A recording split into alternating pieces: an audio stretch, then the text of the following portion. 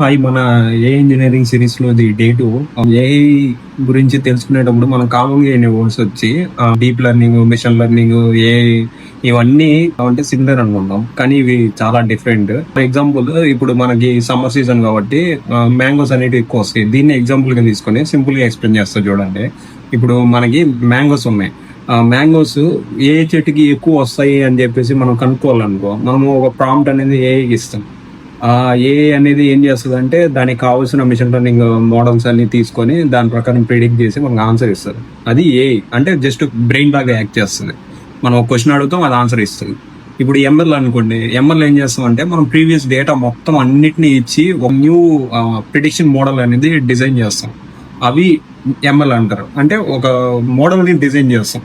తర్వాత deep learning అంటే ఇది వచ్చి మిషన్ లెర్నింగ్ కి అడ్వాన్స్ అన్నమాట.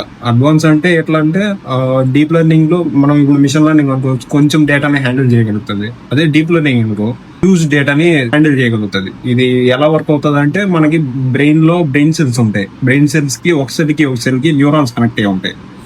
సేమ్ సిమిలర్ కాన్సెప్ట్ ఇక్కడ కూడా బ్రెయిన్ సెల్ ప్లేస్ లో మనం నోట్స్ అనేటివి ఒకటి వాడతాం. దాన్ని కనెక్ట్ చేసి అది ప్రాసెస్ చేసుకొని మనకు అవుట్పుట్ ఇస్తుంది. అది డీప్ లెర్నింగ్. దీని వెనకాల కాన్సెప్ట్ చాలా ఇంకా ఎక్కువ ఉంటుంది. ఫ్యూచర్ లో మనం డిస్కస్ చేద్దాం. మన ఛానల్ ని ఫాలో అవ్వండి అండ్ మీ ఫ్రెండ్స్ కి షేర్ చేయండి.